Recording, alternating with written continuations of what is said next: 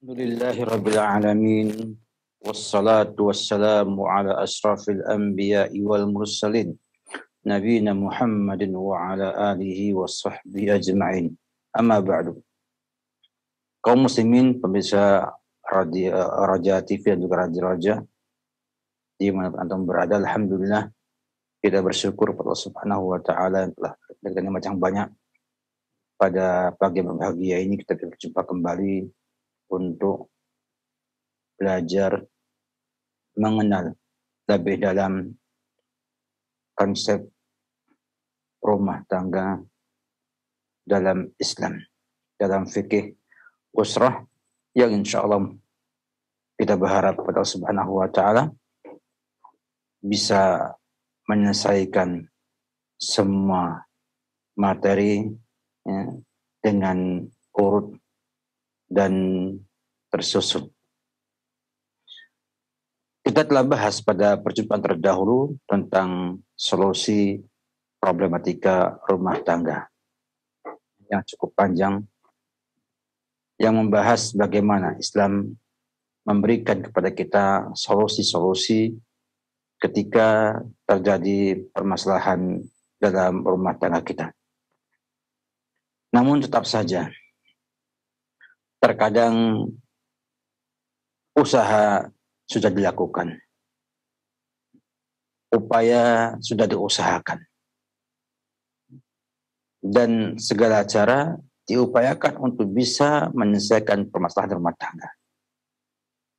Namun terkadang keadaan tidak ya seperti kita harapkan. Terkadang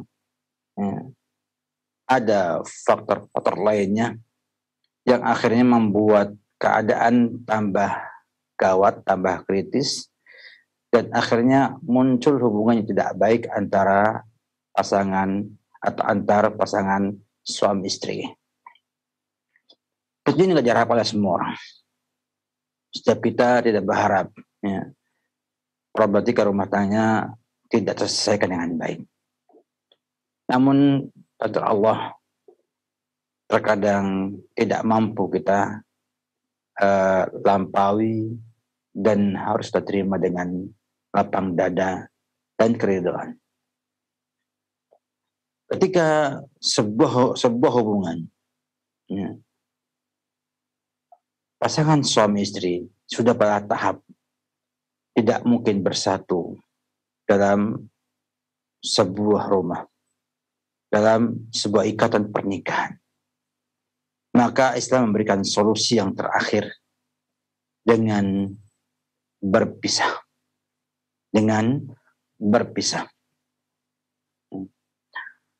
Memang tampaknya perpisahan itu berat dan kesannya kejam.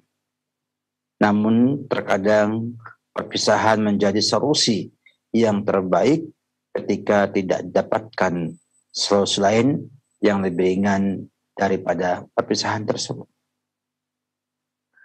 Dan demikianlah kita lihat, agama Islam memberikan solusi kepada pasangan suami istri untuk memperbaiki hubungan mereka, agar jangan sampai muncul kepermusuhan, kedengkian, dan penyakit hati lainnya terhadap pasangan tersebut.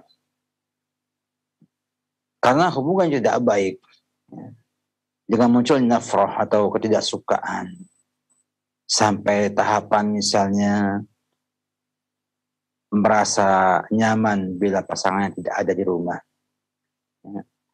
atau merasa gundah, merasa tidak enak, tidak nyaman ketika berjumpa dengan pasangannya tersebut. Tentu kondisi seperti ini bila tidak mampu diselesaikan dengan baik, kemungkinan perceraian adalah bagian dari sesuatu yang tidak bisa kita elakkan untuk memberikan maslahat pada keduanya. Karena berakibat fatal bila dipertahankan sampai akhirnya suami tidak mampu menunaikan hak-hak istri, ataupun sebaliknya istri tidak mampu menunaikan hak-hak suaminya. Timbul kufur terhadap pasangannya. Ini sangat berbahaya ya, bagi hubungan suami istri tersebut. Benar bahwa perceraian atau perpisahan bukanlah hal yang baik secara asal, karena punya efek yang buruk pada perkembangan tumbuh kembang kepribadian anak-anak kita, dan juga hubungan antara dua keluarga besar, keluarga istri dan keluarga sang suami. Namun terkadang ya, obat itu pahit, tapi juga diminum ya, untuk menyembuhkan sakit tersebut. Demikian juga perceraian adalah sesuatu yang pahit dan getir, tapi terkadang kita gunakan untuk menyembuhkan permasalahan yang ada dalam rumah tangga tersebut. Di sini tampak keistimewaan Islam yang memberikan solusi kepada suami dan istri untuk berpisah setelah pernikahan. Banyak agama lainnya yang melarang adanya perceraian. Sehingga akhirnya mengakibatkan orang tidak berani menikah. Sampai akhirnya berhubungan suami istri.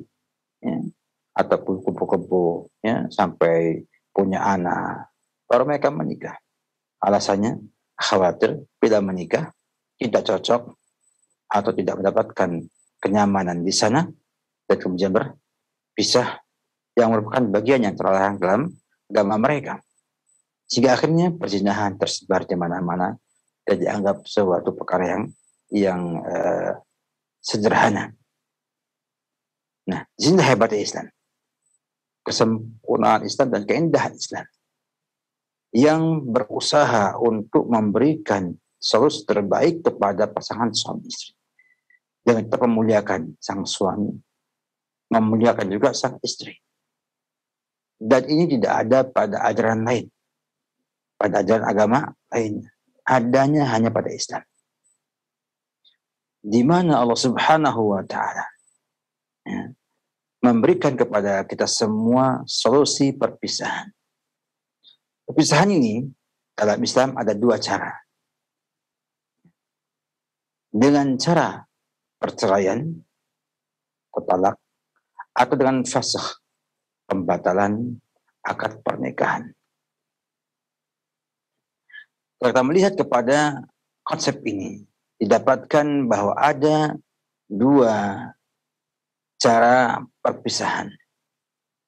Yang pertama adalah dengan perceraian. Yang kedua dengan pembatalan pernikahan, atau dengan istilahnya adalah fashu.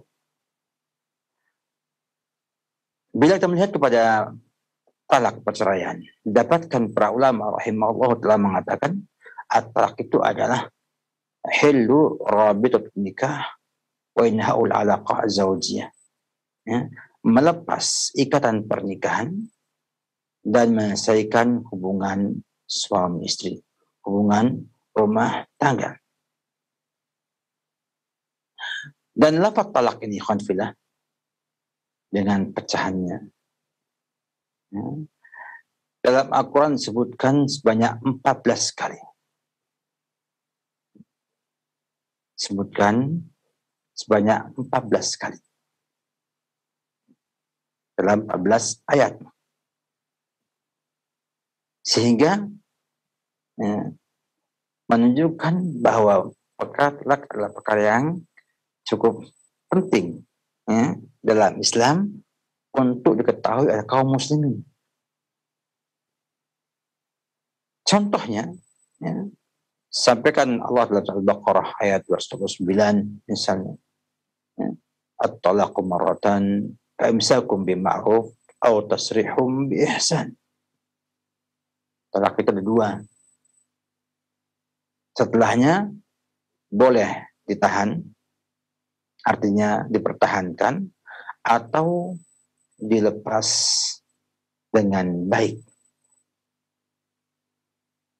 Juga dalam surah Al-Baqarah juga ya, sebelumnya ya, ayat 226 Allah berfirman, la junaha alaikum in talaqtumun nisa ma lam tamassuhunna aw tafrid lahunna fariidhah. Dan juga Allah berikan satu surat namanya surat Talak. Yang Allah mulai dengan ya ayyuhan nabiyyu idza talaqtumun nisa fatalliquhun iddatihin wa ahsul iddah. Dan demikian bahwa talak pun disyariatkan Allah Subhanahu wa taala. Bahkan disebutkan sebanyak 14 kali dalam Al-Qur'an. Demikian juga bila melihat pada hadis Nabi sallallahu alaihi wasallam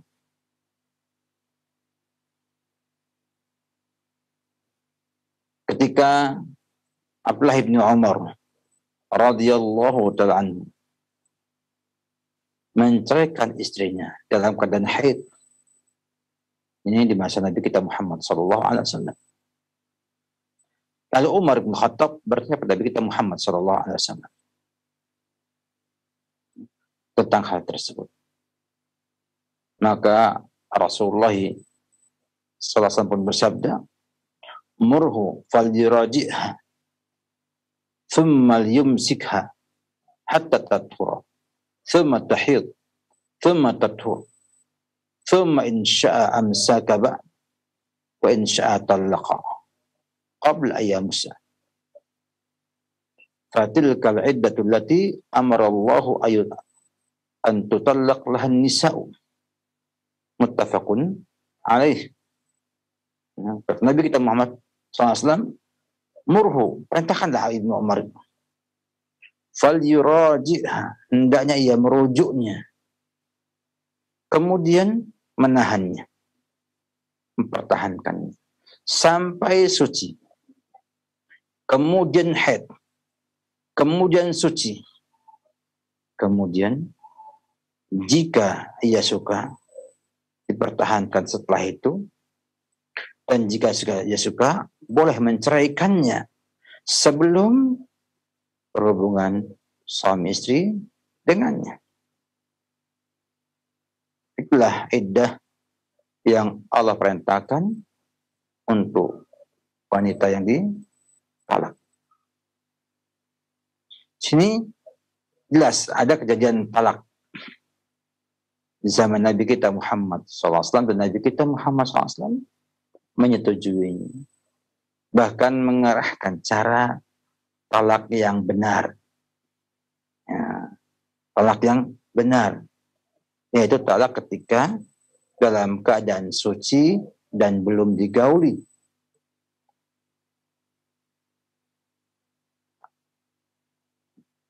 Sehingga dalam masa mulia ini Nabi kita Muhammad SAW menyetujui adanya talak dan membimbing Ibnu Umar dan kita semua tentunya bila mentalak hendaknya dalam keadaan sang wanita suci dan belum digauli sama sekali. Setelah haid tidak digauli sampai akhirnya diceraikan.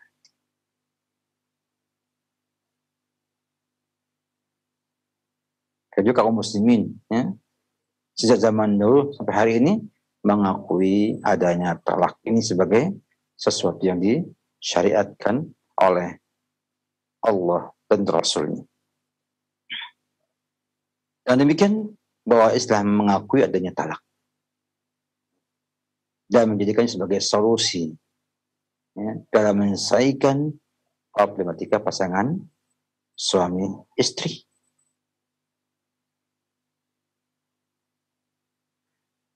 Dan itulah hikmahnya disampaikan oleh Imam Ibnu Qudamah ya, rahimahullah dalam kitabnya Al-Mughni. Kata beliau, wal ibratu dalatun ala jawazit talaq. Al-ibrah artinya pengalaman, kondisi yang ada menunjukkan bolehnya talak. Fa innahu rubbama fasadat al-hal baina az-zawjain. Dan kadang akan muncul kerusakan atau tidak baiknya hubungan antara pasangan suami istri. fayasiru baqa'un nikah mafsadatan mahratan wa darran mujarradan biilzami zawji an-nafaqata was-sukna wa habsil mar'ati ma'a su'il isyrati wal khusumati daimah min ghairi fa'idatin. Kalau timbul keadaan rusak hubungan antar pasangan suami istri, maka akhirnya mempertahankan pernikahan itu menjadi mafsadat, kerusakan, kerugian, ya, dan juga dharar, ya, yang merusak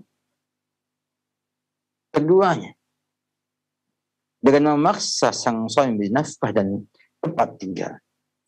Suami menafkahi dan bertempat tinggal, tapi tidak merasakan hubungan suami istri, tidak merasakan indahnya rumah tangga, dan menahan wanita, ya, untuk tinggal di rumah bersama suami yang tidak sukainya itu.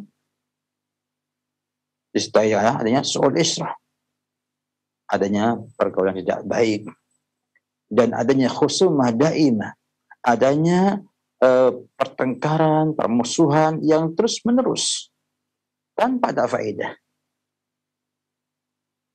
Faqtada dzalika syar' ma yuzilun nikah. Maka menurut syariat untuk membuat sesuatu yang bisa menghilangkan pernikahan tersebut. Litazulal mafsadatu al-haslatu minhu, agar mafsadah yang muncul darinya bisa hilang. Kita tahu di antara kaidah syariah adalah menghilangkan darar. Ad-darar yuzal. Ini kaidah fikih kubra. Ad-dararu yuzal. Semua darar, semua yang merusak itu harus dihilangkan. Dan ini kaidah umum, mencakup banyak hal, bukan hanya dalam masalah pernikahan saja. Sehingga Imam Abdurrahman bin Nasr As-Sa'di mengatakan, dinun mabniyun 'alal masalih fi jalbiha wa dar'il qaba'ih. Agama kita ini dibangun di atas dua dasar. Yang pertama adalah jalbul masalih, mendapatkan atau memunculkan atau mewujudkan kemaslahatan, dan darul qaba'ih, darul mafasid, dan menolak, mencegah mafsadat. Ini menjadi ruh daripada syariat Islam. Semua syariatnya berusaha berisi dua hal ini: mewujudkan maslahat atau menghilangkan mafsadat.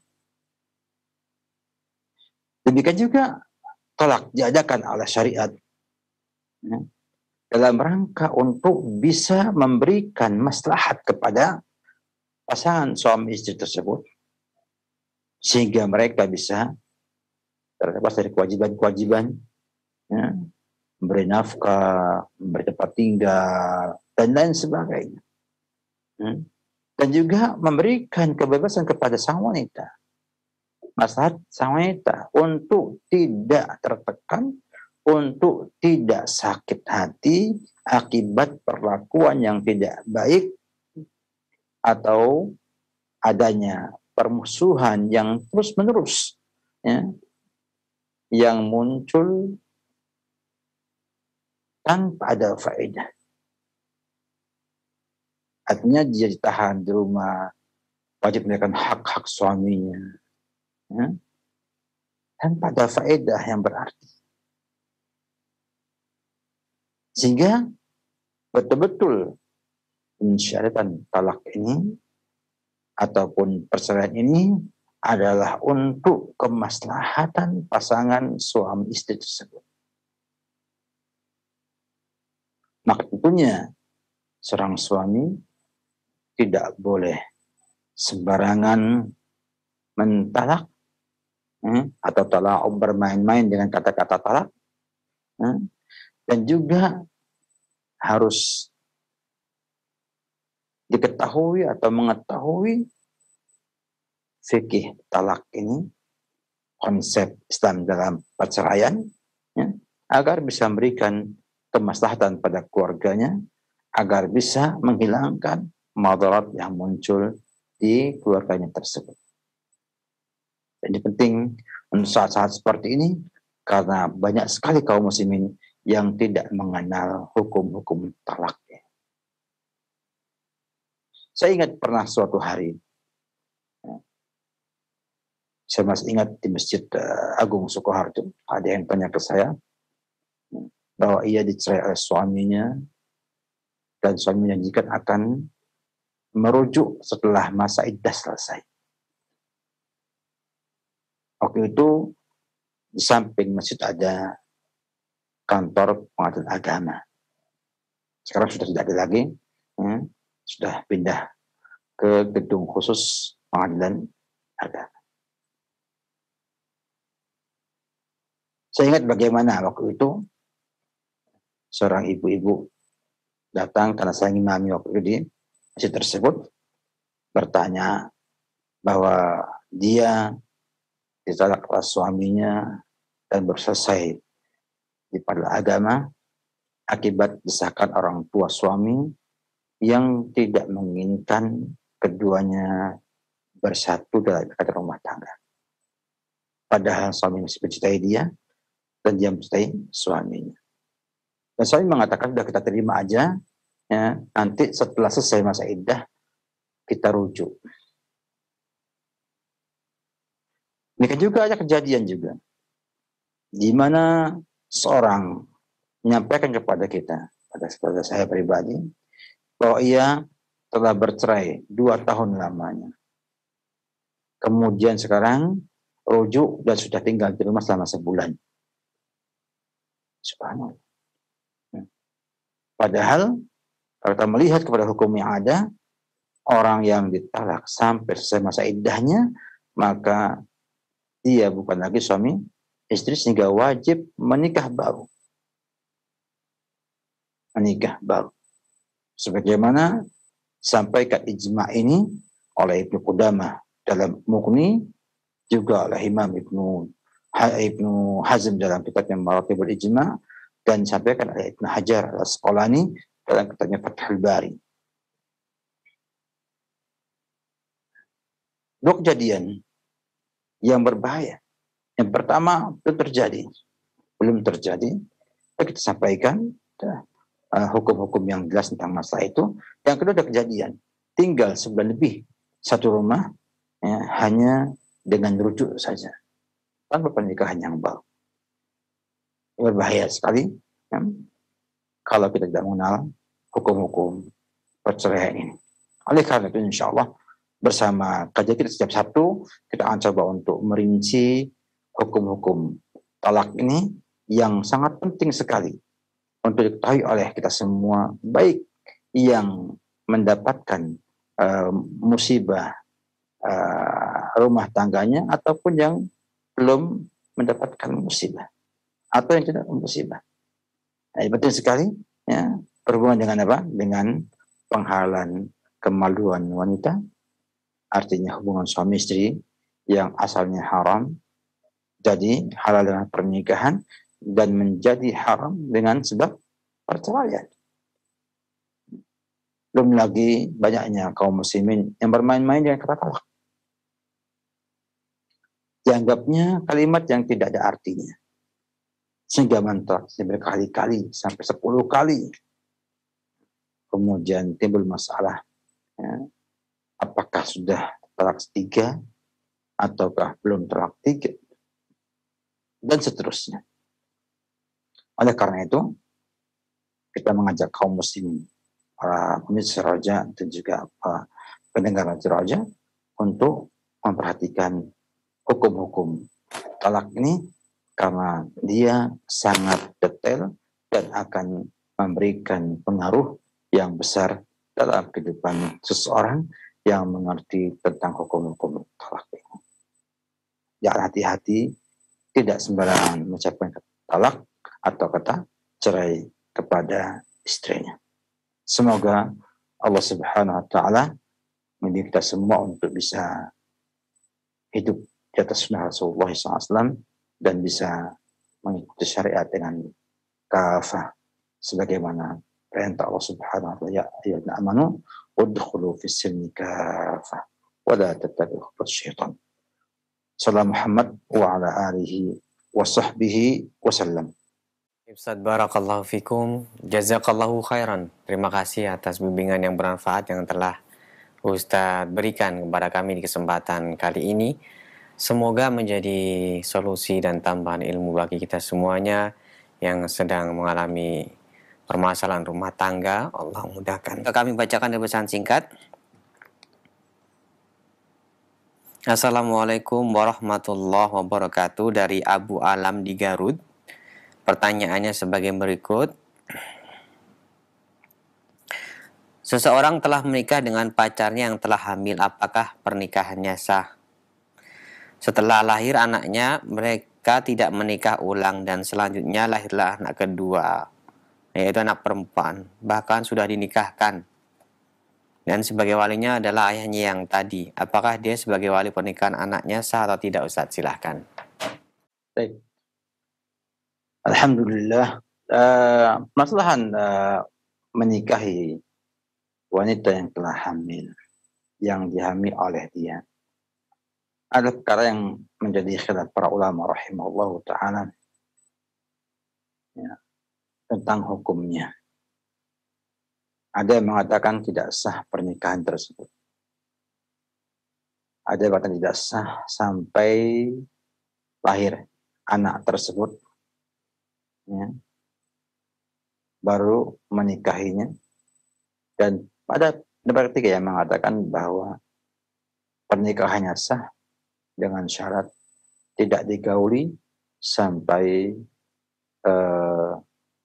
selesai bersalinnya. Dan saya pada Allah misal, pendapat yang ketiga ini lebih rajih dalam hal ini. Pernikahannya sah, tapi tidak digauli sampai lahir anak tersebut. Dan tentang sahnya pernikahan ini, sampaikan oleh Ibnu Abdul Bar ya, dalam Tamhid Segar, merupakan pendapat banyak ulama rahimahullah ta'ala. Walaupun Ibnu Qayyim Taimiyah merajihkan pendapat yang mengatakan tidak boleh menikah sampai selesai melahirkan. Dan semua memiliki dalil yang kuat. Dan saya lebih cenderung untuk menyetujui atau sependapat dengan pendapat yang mengatakan sahnya pernikahan tersebut dengan tidak menggauli sang wanita sampai selesai melahirkan. Tentunya ini semua disertai dengan taubat nasuha atas perzinahan yang pernah mereka kerjakan sebelumnya. Wallahu a'lam bishawab. Baik, Ustaz, barakallahu fikum wa jazakallahu khairan. Terima kasih atas jawaban dan nasihatnya. Kembali kami akan memberikan kesempatan bagi Anda yang ingin bertanya langsung seputar permasalahan keluarga. Kami harapkan kepada pemerhati roja untuk benar-benar memanfaatkan waktu ini bertanya seputar pembahasan dan jangan sampai menzalimi teman-teman kita yang ingin bertanya seputar pembahasan ini dengan bertanya yang jauh dari inti kajian kita di kesempatan pagi hari ini. Silakan. Halo. Assalamualaikum Ustaz. Waalaikumsalam warahmatullahi wabarakatuh. Dengan Bapak siapa ini, di mana? Saya Sahrul dari Sulbar. Silakan Pak Sahrul, dikecilkan dulu volume televisinya.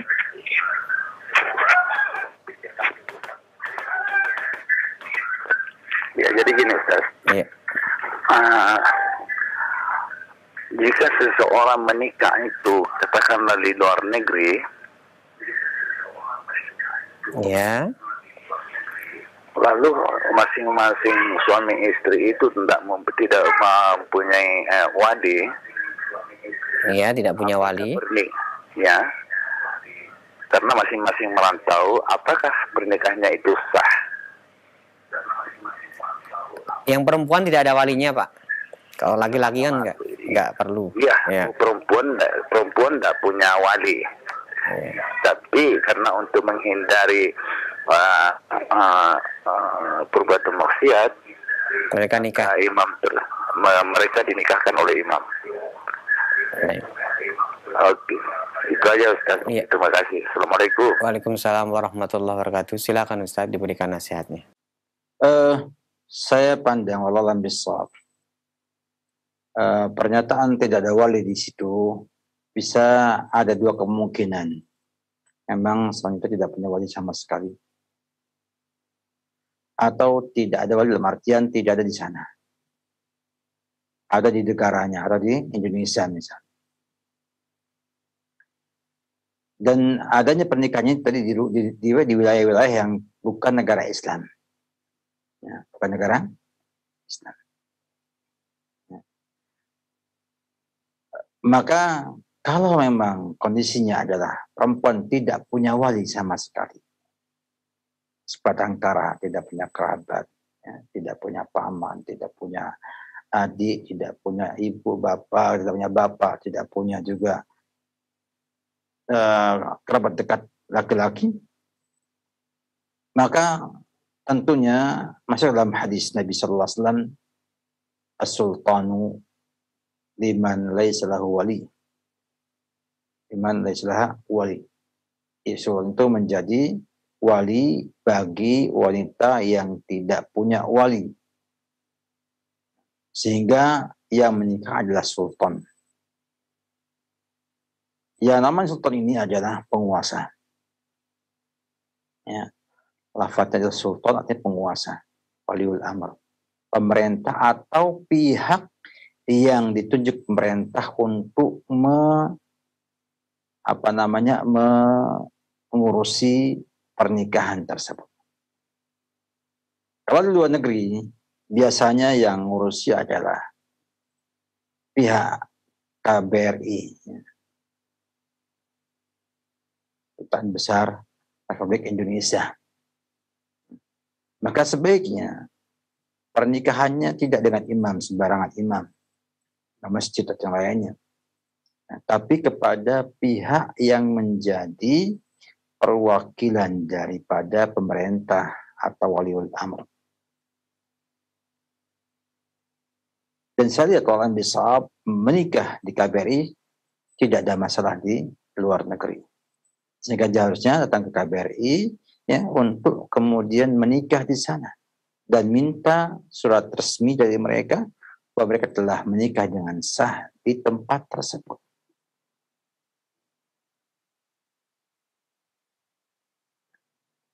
Apabila walinya tidak ada tapi ada di negerinya, maka alhamdulillah Jawa saya ini sangat mudah untuk berkomunikasi dengan by phone, dengan telepon, dengan video call ya, dengan video call WhatsApp atau dengan telekonferensi, sehingga timbul di sana akad walinya di Indonesia, laki-lakinya di Amerika atau di Inggris atau yang lainnya,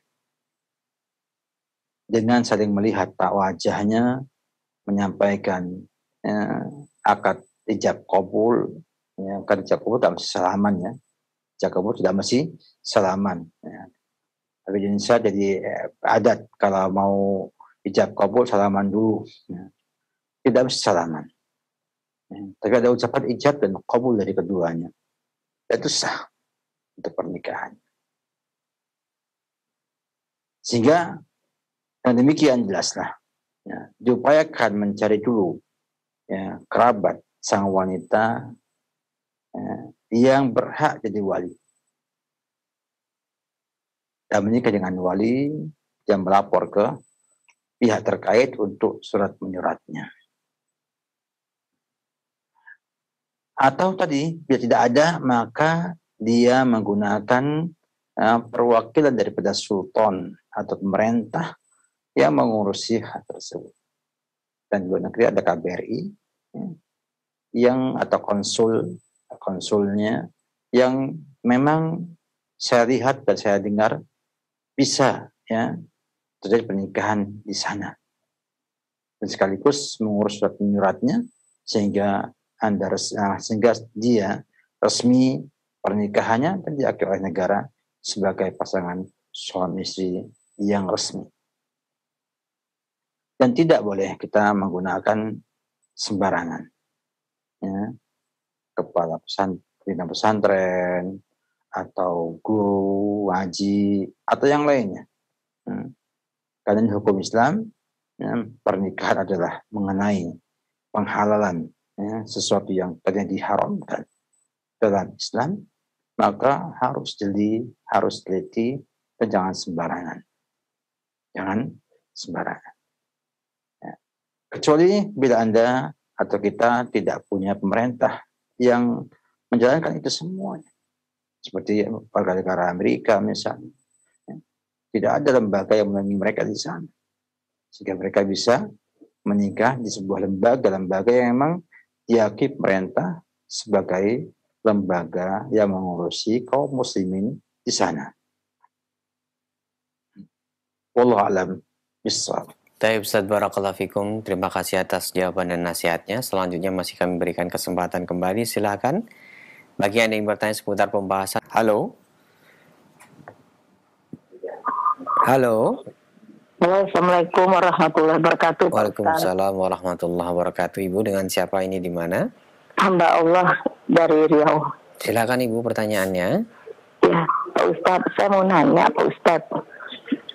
Ini saya punya adik laki-laki. Dia udah cerai, udah talak 3 bulan. Nah, sekarang udah sebulan lebih setengah, anak 2 dari pengadilan. Terus ini tapi dia berhubungan sampai dia masih kena anak, itu baru bisa 3 bulan ya Pak Ustadz, ya lebih.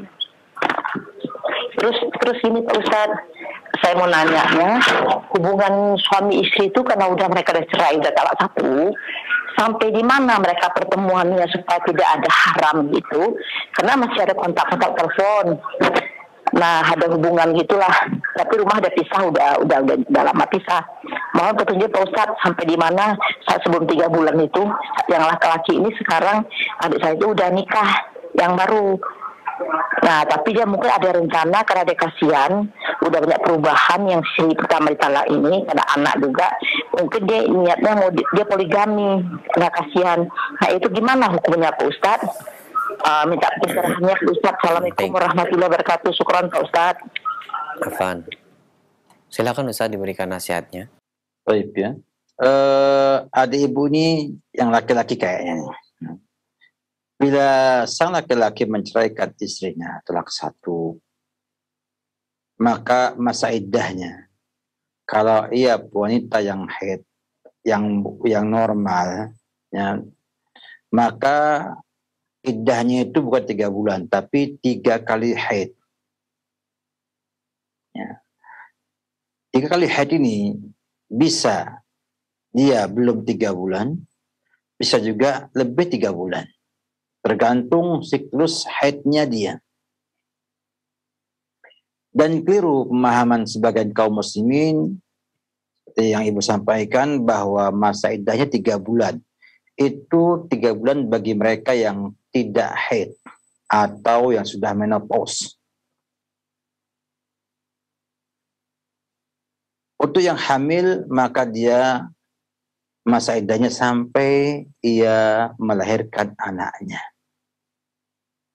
Sehingga sang wanita itu harus menunggu sampai 3 kali haid, baru dia keluar dari ikatan pernikahan dan bukan menjadi istrinya lagi. Sebelum selesai masa iddah, maka dia itu statusnya istri. Sehingga semua dibolehkan ya, dalam pergaulan di rumah tersebut. baik pisah rumah atau juga pisah rumah, ya, kecuali hubungan suami istri. Dan di antara hikmahnya dibuat masa iddah adalah agar sang suami timbul rasa cintanya lagi, sang istri memperbaiki keadaannya, sehingga akhirnya bisa kembali rujuk sebelum selesai masa iddahnya. Maka sikap suami memberi nafkah itu adalah kewajiban, dan juga tidak boleh mengusir sang istri dari rumah tersebut dalam masa iddah. Nah, setelah masa iddah selesai, barulah ia berpisah, bukan sebagai suami istri lagi. Sehingga pergaulannya selama belum masa iddah selesai, itu pergaulannya seperti biasa. Boleh pegangan, boleh salaman, ya, boleh ngobrol, ya, istri menyiapkan makan untuk suaminya, dan lain sebagainya. Dan boleh sang istri terlihat auratnya oleh sang suami tersebut, karena statusnya masih suami istri sampai selesai masa iddah. Tapi kalau ia kemudian hubungan suami istri terjadi, ya, dengan niat rujuk, maka dia dihitung rujuk. Walaupun tidak mengucapkannya, walaupun tidak harus resmi ke pengadilan untuk merujuknya. Ini pendapat Syekh Utsaimin rahimahullah ta'ala, ya, yang mengatakan bahwa fi'il perbuatan hubungan suami istri menunjukkan bahwa ia mau merujuk pada sang wanita tersebut. Kemudian ketika selesai iddahnya atau belum selesai iddahnya, sang laki-laki boleh berpoligami. Laki-laki boleh menikah dengan wanita lain. Kemudian mempertahankan yang pertama dengan merujuknya sebelum selesai masa iddah. Dan bila selesai masa iddahnya, maka wajib bagi suami untuk menikahi dia dari awal bila ingin kembali menjalin hubungan rumah tangga. Artinya dengan lamaran baru, dengan mahar baru, dengan akad yang baru. Dan sang istri pertama, istri yang cerai ini boleh menolak dan boleh memilih orang lain sebagai suaminya lagi. Jadi demikian, ya, status istri sebelum selesai masa iddah untuk talak raj'i, talak 1, talak 2, itu adalah istrinya.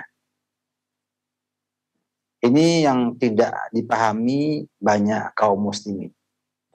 Dan ijma' disampaikan Ibnu Hajar dalam kitab Fathul Bari, bahwa statusnya adalah sebagai istrinya, tidak hilang statusnya sampai selesai masa iddah. Semoga ini terpahami dengan baik. Wallahu a'lam bishawab. Baik Ustaz, barakallahu fikum, jazakallahu khairan. Terima kasih atas nasihat dan jawabannya. Berikutnya kami akan bacakan dari pesan singkat dari hamba Allah. Assalamualaikum warahmatullahi wabarakatuh Pak Ustadz. Saya hamba Allah di Jakarta. Bagaimana hukum perkawinan lewat online?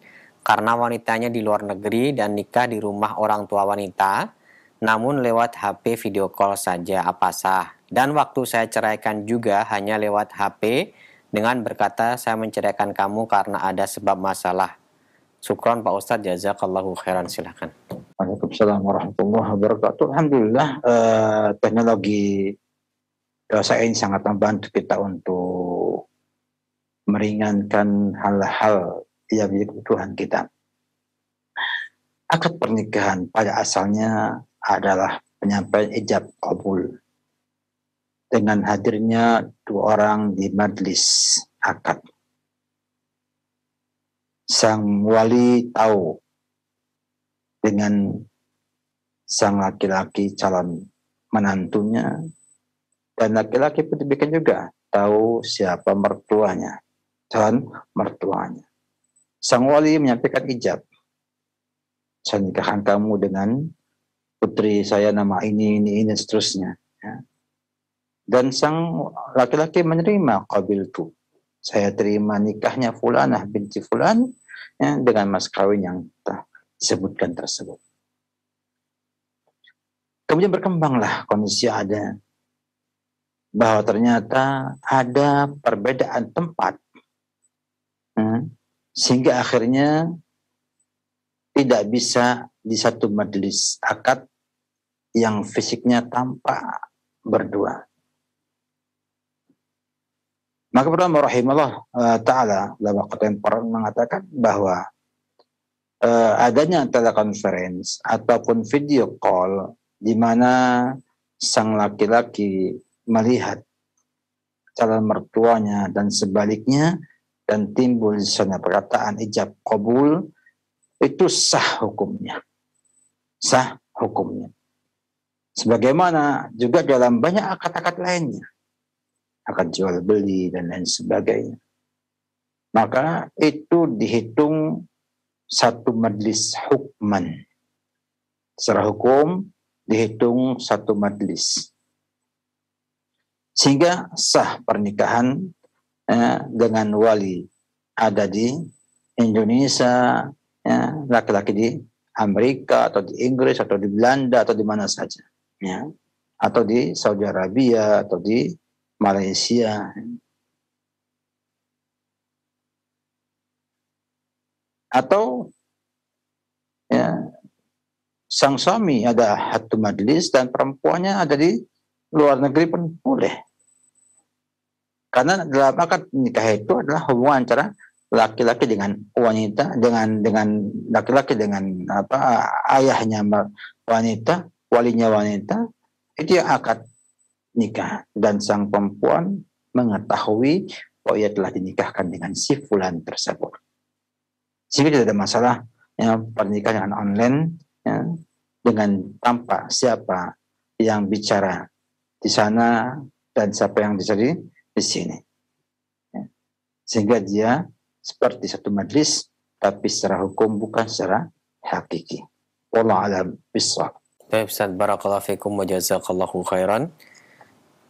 Pertanyaan berikutnya, Assalamualaikum warahmatullahi wabarakatuh, dari seorang ibu yang bertanya, saya dari Sumatera Utara, usia saya 35 tahun dan suami 42 tahun. Saya dan suami sudah jarang berhubungan suami istri, karena suami sudah tidak mampu. Terkadang saat suami sudah bisa menafkahi batin saya, kurang lebih 3 bulan sekali atau 1 bulan sekali, saya malah merasa tidak nyaman dan akhirnya saya menolak. Jadi bagaimana solusinya Ustadz? Sementara suami menolak bercerai dan mengancam tidak akan menafkahi anak. Silakan Ustadz. Waalaikumsalam warahmatullahi wabarakatuh. Alhamdulillah ya, Islam mengatur dengan sangat jelas hubungan seperti ini. Ya.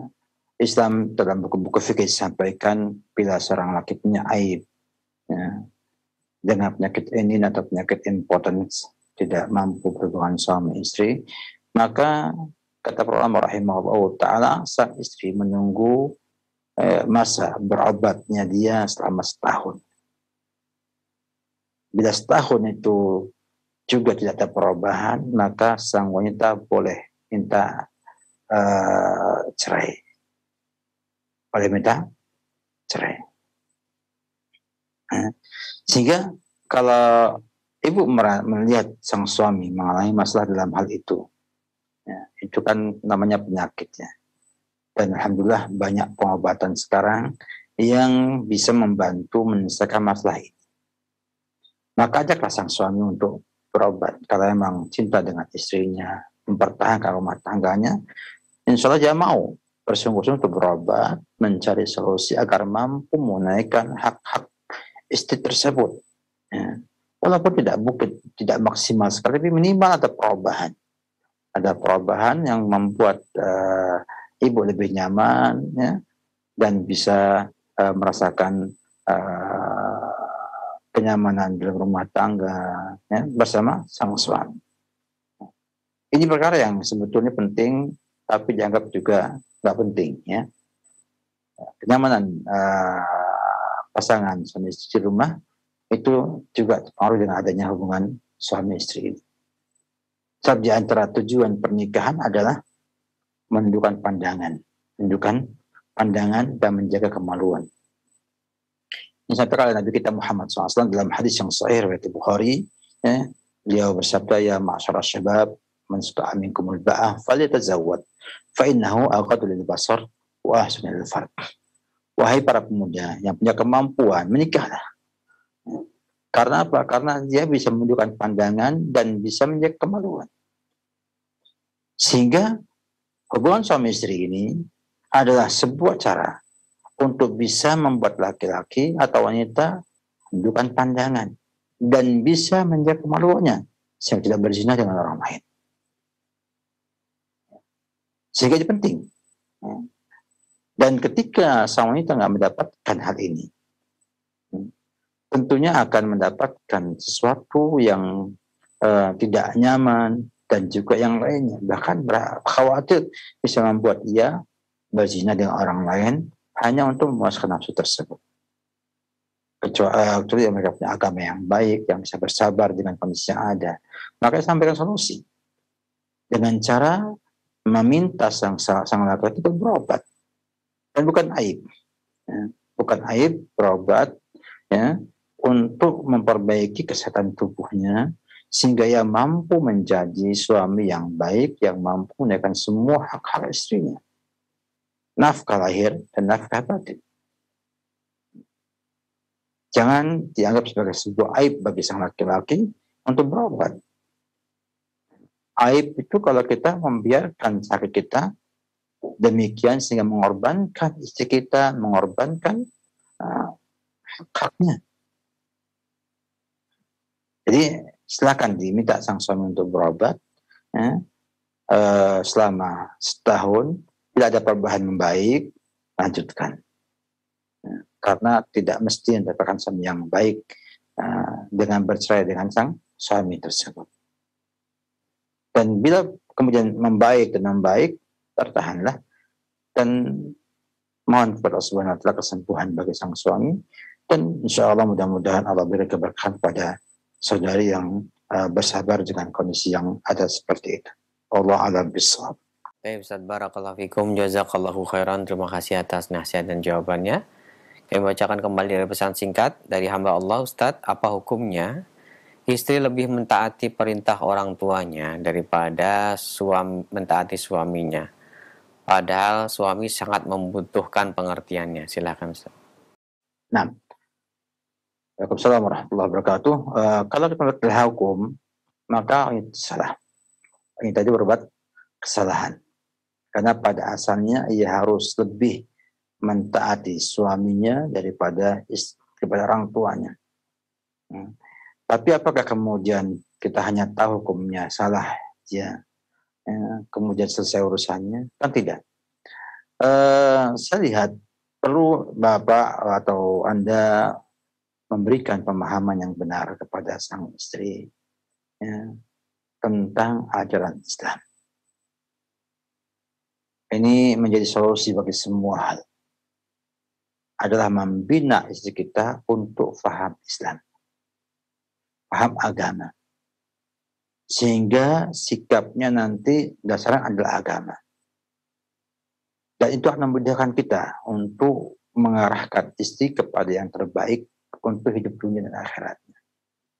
Bayangkan Nabi pernah bersabda kepada seorang sahabiat, innahu jannatuki wa naruki.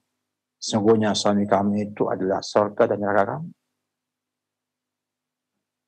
Nabi juga mengatakan, seandainya aku dibolehkan untuk merintahkan orang sujud, maka aku katakan sang istri untuk sujud kepada suaminya.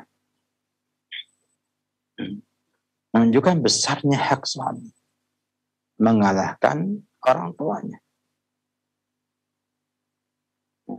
Maka kalau memang karena sang istri tidak paham hukumnya atau tidak mengerti, dia tahunya orang tua itu adalah yang utama, berbakti padanya pahala surga dan lain sebagainya, maka perlu adanya pembelajaran kepada sang istri tentang permasalahan ini. Memang ketika dibutuhkan oleh sang suami, istri tidak ada, malah ke tempat orang tuanya, tentunya akan membuat kita sakit hati, membuat kita marah, dan lain sebagainya. Tapi itu bukan solusi untuk kebaikan rumah tangga kita. Perlu dilihat kembali kondisi sang istri, apakah perbuatan demikian paham. Maka kasih dia pembelajaran, kasih dia pengetahuan, sehingga ia bisa berubah menjadi lebih baik di hari-hari yang akan datang. Dan kesalahan suami yang tidak mendidik istri dengan agama yang baik, ajaran agama yang baik, mestinya ada efeknya. Dan saya lihat ini efeknya daripada sang istri yang tidak paham agama dan suami yang tidak memahamkan mereka tentang agama dan ajaran-ajaran Rasulullah SAW.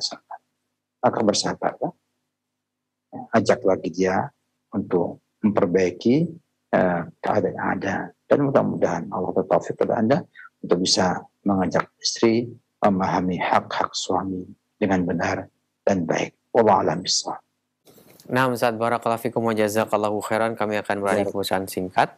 Pertanyaan dari seorang ibu, mohon izin bertanya, bagaimana ketika suami tidak pernah peduli dan tidak pernah menafkahi istri, lalu menjauhkan anak-anak dari istri dengan membrainwash anak, yaitu untuk membenci ibunya sendiri.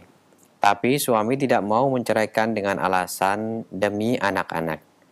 Padahal di luar sana si suami sudah membuka aib istri di depan istrinya sendiri, menuduh banyak hal yang tidak benar. Apakah kalau istri mengajukan khuluk, istri akan dihukumi tetap berdosa? Silahkan.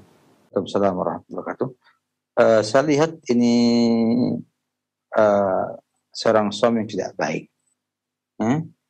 Yang pertama, memisahkan ibu dari anak-anaknya. Ini sebuah kezaliman. Tidak boleh, walaupun muncul pertengkaran, muncul kebencian, tidak boleh ada seorang berusaha memisahkan anak dari ibunya atau anak dari bapaknya. Banyak kejadian di mana orang tua bercerai, orang tua bermusuhan, itu anaknya pun dipengaruhi untuk mendukung salah satu pihak yang ada. Ini tidak benar. Ini perbuatan zalim. Dan ketika sang suami mengatakan, saya tidak mencerai karena anak-anak, tambah lucu lagi. Kalau emang karena anak-anak, dia tidak usah membongkar aib ibu mereka, istri-istrinya dia. Tidak perlu. Kenapa? Karena kalau sampai di mata anak-anak sang ibu sudah nggak baik lagi, maka buat apa ia tinggal bersama anak tersebut? Tidak mampu akan membina anak-anak jadi baik. Karena apa? Karena anak-anak sudah kadung benci, kadung tidak mau sama ibunya. Maka kalau dia kemudian tidak mau menceraikan juga, dan juga nggak mau juga merubah kondisi yang ada seperti itu, maka Anda insya Allah boleh untuk khulu, untuk minta gugat cerai kepada suami, agar madarat yang muncul itu bisa dihilangkan. Madarat dihilangkan. Karena saya yakin akan muncul kufur pada suami dengan sebab itu semua. Anda sudah tidak menghormati suami, Anda benci suami, maka otomatis daripada Anda hidup menanggung derita, sakit hati, malah bahkan tidak mampu menunaikan hak-haknya sehingga akhirnya berdosa, maka mudah-mudahan khuluk menjadi sebab yang terbaik untuk ibu. Bisa jadi sang suami berubah sikap, maka cabut kembali, gagalkan khuluknya. Dan kalau tidak berubah sifat dan sikapnya, maka lanjutkan sampai Allah pisahkan ibu dari suami yang tidak baik tersebut.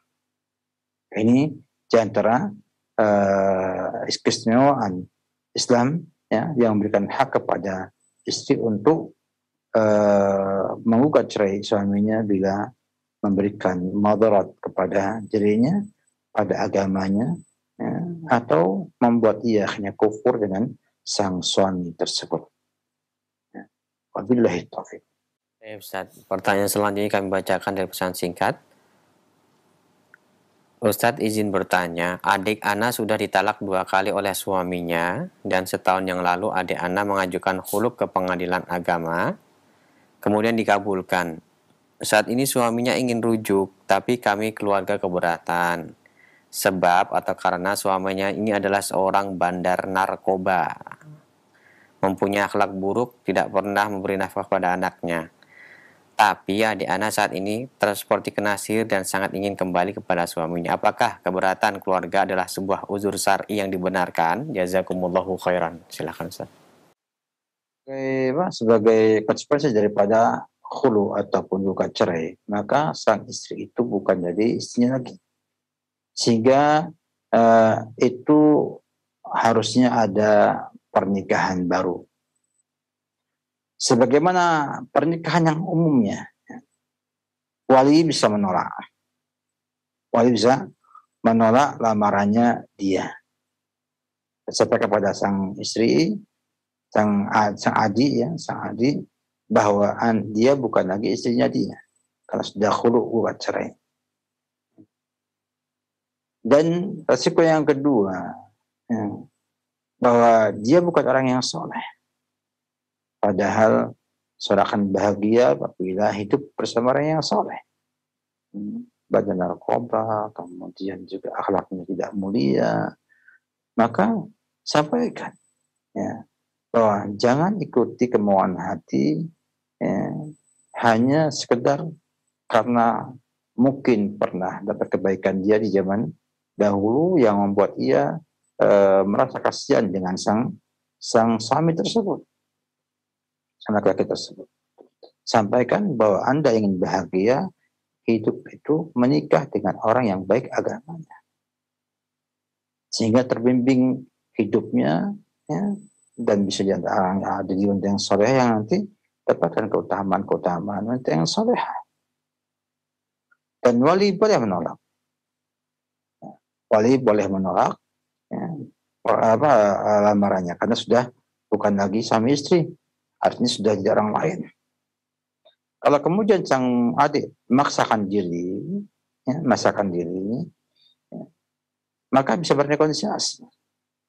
Siapa yang lebih kuat? Apakah dia lebih kuat kepada keluarganya atau kepada sang laki-laki tersebut? Yang jelas sebagai wali, ya, tidak boleh menikahkan wanita baik-baik dengan orang yang tidak baik seperti itu.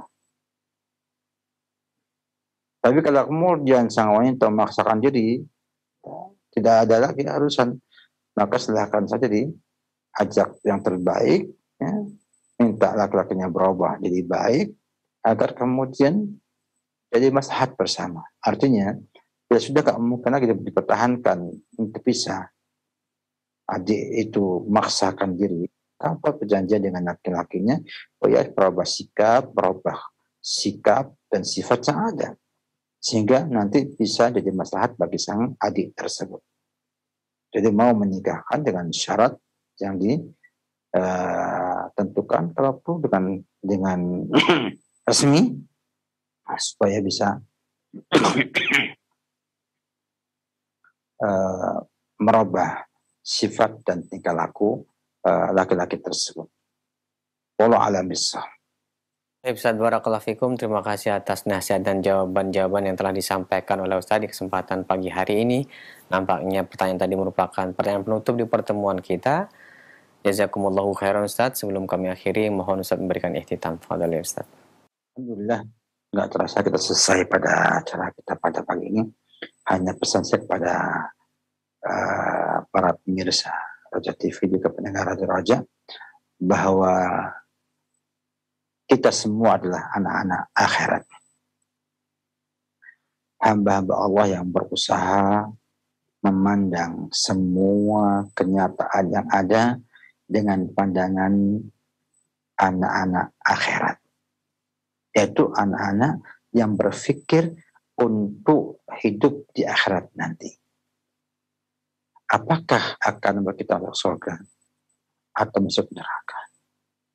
Bila dia itu membawa kita kepada surganya Allah, kita akan bertindak, bersikap, dan menjalankan hal tersebut.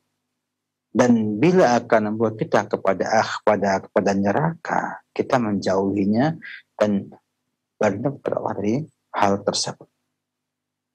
Nah, untuk menjadi anak seperti ini, orang seperti ini, ya, kita harus banyak belajar agama, harus mengenal akidah Islam yang benar, dan mengenal tentang fikih Islam yang benar.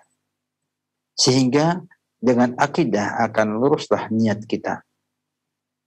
Akan lurus niat kita. Nah, karena semuanya untuk Allah. Dan dengan fikih yang benar, akan membuat kita beribadahnya benar. Sehingga dengan ikhlas yang benar, dan mutaba'ah dengan syariat yang benar, akan Allah terima sebagai amalan soleh. Allah hanya menerima amalan itu apabila ikhlas karena Allah dan mengikuti syariat Nabi kita Muhammad sallallahu alaihi wasallam.